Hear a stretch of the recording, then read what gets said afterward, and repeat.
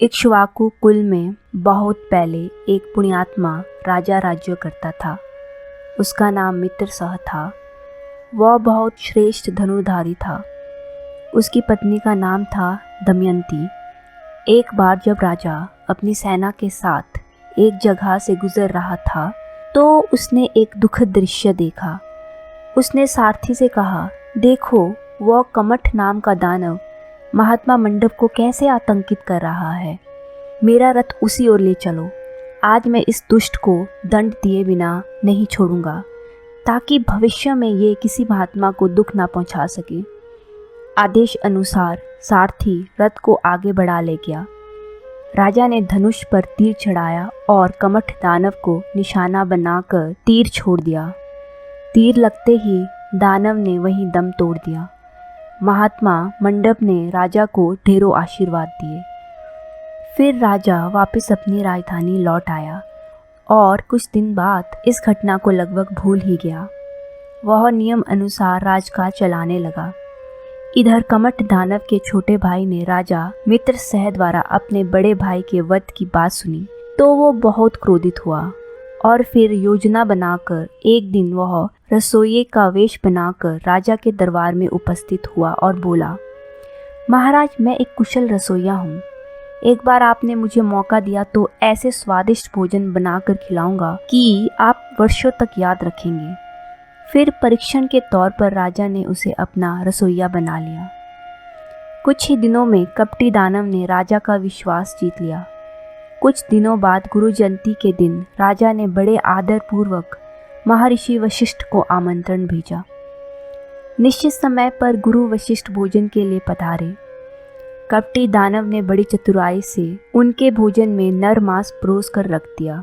अभी महर्षि वशिष्ठ पहला ही निवाला लेने वाले थे कि भोजन में परोसे गए मांस को वह पहचान गए। वे क्रोधित स्वर में राजा से बोले, पापी राजा, क्या यही तेरा सत्कार है? भोजन में नरमांस खिलाकर मुझे भी अधर्मी बनाना चाहता है।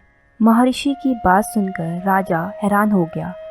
राजा बड़ी हिम्मत जुटाते हुए बोले, क्षमा गुरुदेव, इसमें मेरा कोई दोष नहीं। ये सब इस रसोइये की करतूत है। महर्षि वशिष्ठ क्रोधित होकर बोले, पापी एक तो अपराध करता है, दूसरे किसी अन्य पर इसका दोष मढ़ता है। क्या यह रसोइया तेरा नहीं है? जा इस पाप की सजा भोग। मैं तुझे शाप देता हूँ कि इसी क्षण से तू राक्षस बन जाएगा और अनंत काल तक राक्षस योनि में भटकेगा। राजा ने गिड़गिड़ाते हुए कहा, क्षमा गुरुदेव, दास को इतनी कड़ी सजा ना दे। अनजाने में हुए इस अपराध की मैं आपसे क्षमा चाहता हूँ। राजा के बहुत गिड़गिड़ाने पर आखिर ऋषि नम्र होकर बोले, अनजाने में ही सही, अपराध तो तुमसे ही हुआ है। क्या तुम्हें पता नहीं था कि तुम्हारा रसोइया बस एक दानव है? राजा बोला, नहीं महाराज, बिल्कुल नहीं।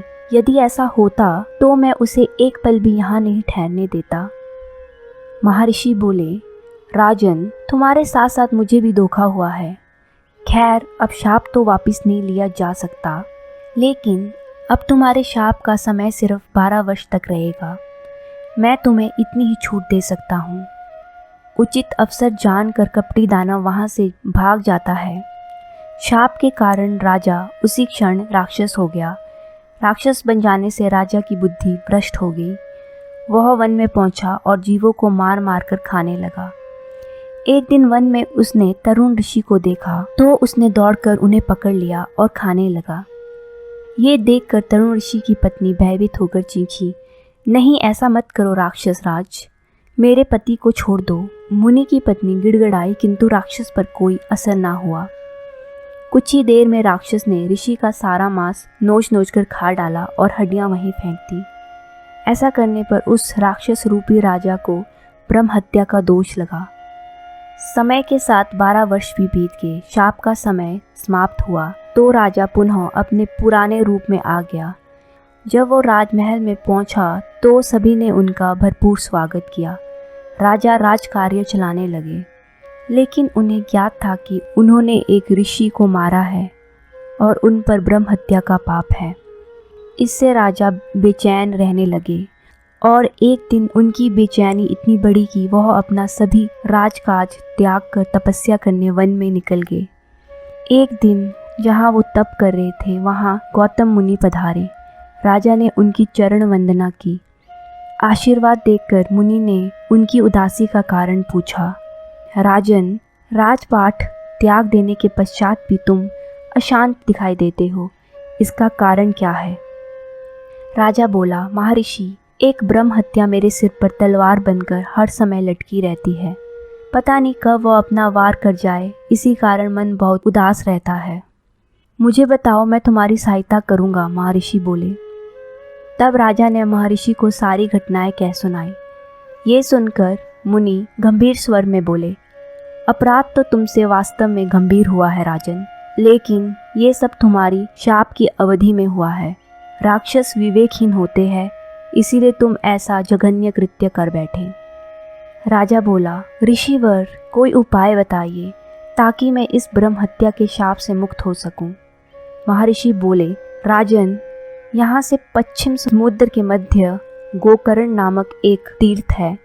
वहाँ सब प्रकार के पापों के नाशक महाबल नामक सदाशिव का ज्योतिर्लिंग विद्यमान है। वहाँ पहुंचकर तीर्थ स्नान कर भगवान शंकर की पूजा अर्चना करोगे तो इस ब्रह्म हत्या के शाप से मुक्त हो जाओगे। राजा ने मुनि को प्रणाम कर कहा, मैं ऐसा ही करूँगा मुनिराज। कल प्रातः ही मैं इस पावन तीर्थ के लिए रवाना हो जाऊँगा। आशीर्वाद देकर मुनि तो चले गए। दूसरे दिन प्रातः ही राजा मुदित गोकर्ण के लिए पैदल ही चल पड़े। गोकर्ण पहुंचकर उन्होंने तीर्थ स्नान किया और कई दिनों तक भगवान शंकर की पूजा आराधना करते रहे। उनकी पूजा आराधना से भगवान शंकर प्रसन्न हुए और एक दिन राजा को आशीर्वाद देकर उन्हें ब्रह्म हत्या के शाप से मुक्त करवा दिया। ऐसी ही कहानियाँ सुनने के लिए चैनल को लाइक, सब्सक्राइब और शेयर करें।